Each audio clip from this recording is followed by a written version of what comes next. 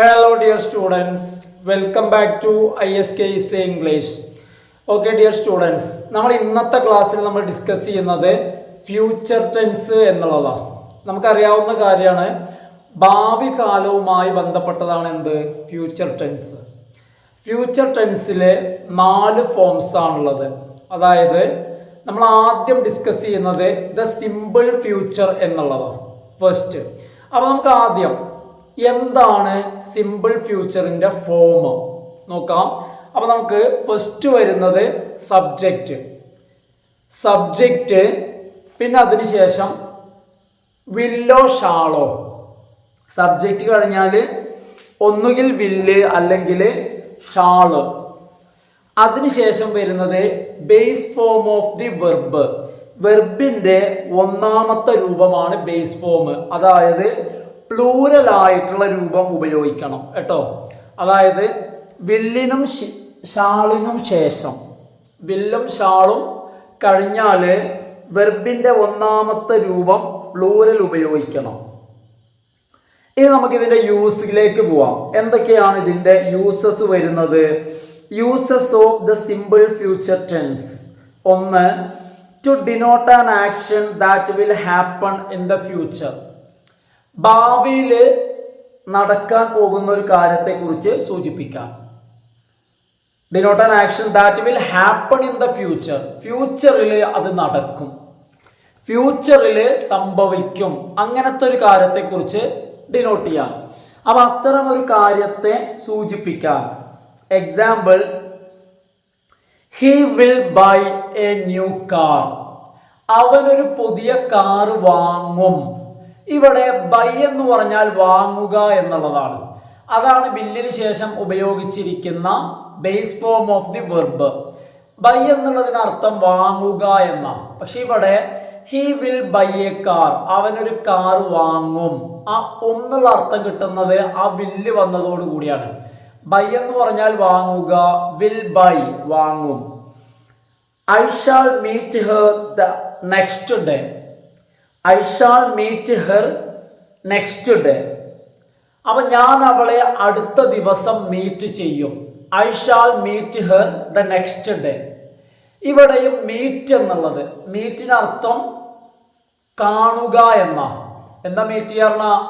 കാണുക. എന്നാൽ I shall meet her, shall meet കാണും കേട്ടോ. ഇനി അടുത്ത ഉദാഹരണം, അതായത് അടുത്ത use, to express opinions or assumptions about the future. ഭാവിയെ കുറിച്ചുള്ള അഭിപ്രായങ്ങൾ അല്ലെങ്കിൽ ഊഹങ്ങൾ പറയാൻ വേണ്ടിയിട്ട്. നാളെയെ കുറിച്ചുള്ള ഒപ്പീനിയൻ അല്ലെങ്കിൽ അസംഷൻ, നാളെ എന്താകും. അപ്പൊ നാളെയെ കുറിച്ചുള്ള ഒപ്പീനിയൻസ് ഓർ അസംഷൻസ് നോക്കൂ.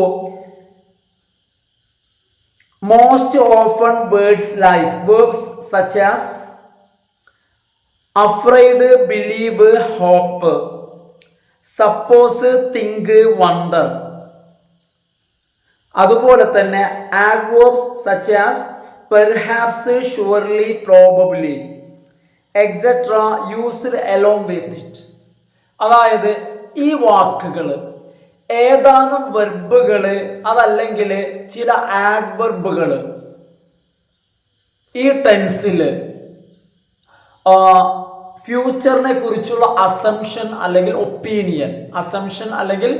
ഒപ്പീനിയൻ പറയുമ്പോൾ ഈ പറഞ്ഞ വാക്കുകൾ ഏതാനും വെർബ്സ് അതുപോലെ തന്നെ ആഡ്വെർബുകൾ ഉപയോഗിക്കും. Example, I am sure he will clear all his debts. I am sure, അപ്പോൾ ഇവിടെ ഷുവർ എന്നുള്ളതാണ്.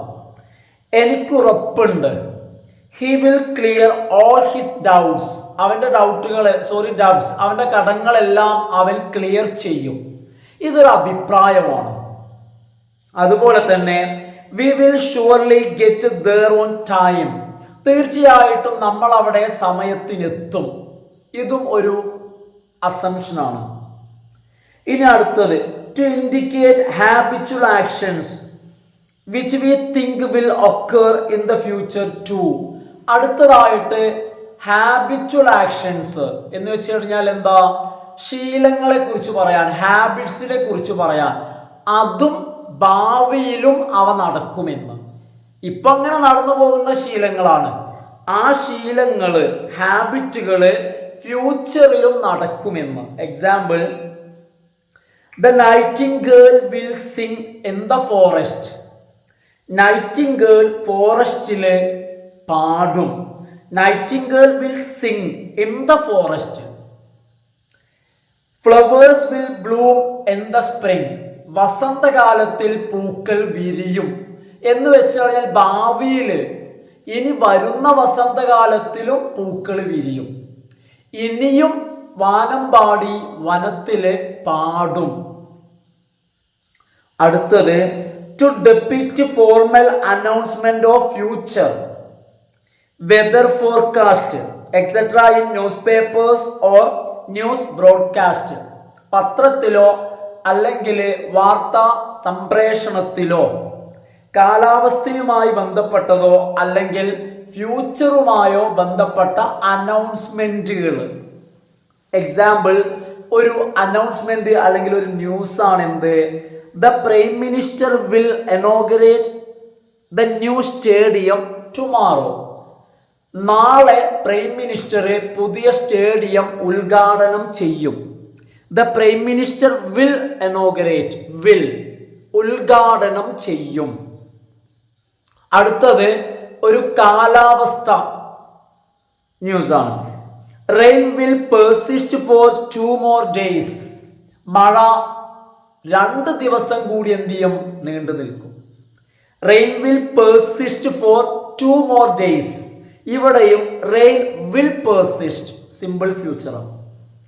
ഇനി അടുത്തതായി നമ്മൾ ഡിസ്കസ് ചെയ്യുന്നത് ഫ്യൂച്ചർ കണ്ടിന്യൂസ് ആണ്. ഫ്യൂച്ചർ കണ്ടിന്യൂസ് നോക്കൂ, ഇതിന്റെ ഫോം നോക്കാം. എന്താണ് ഫ്യൂച്ചർ കണ്ടിന്യൂസിന്റെ ഫോം? ആദ്യം സബ്ജക്റ്റ്, അതിനുശേഷം വില്ലോ ഷാളോ, പിന്നെ അത് കഴിഞ്ഞിട്ട് ബി വേണം, ദാറ്റ് ഈസ് ബി ഇ, പിന്നെ V1 പ്ലസ് ING, അതായത് വെർബിന്റെ ING form present participle.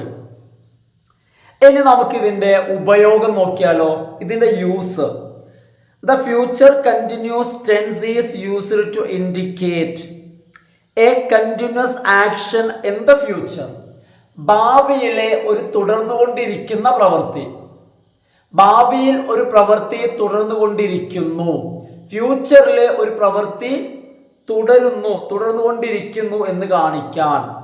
Example, Laila will be attending the webinar tomorrow.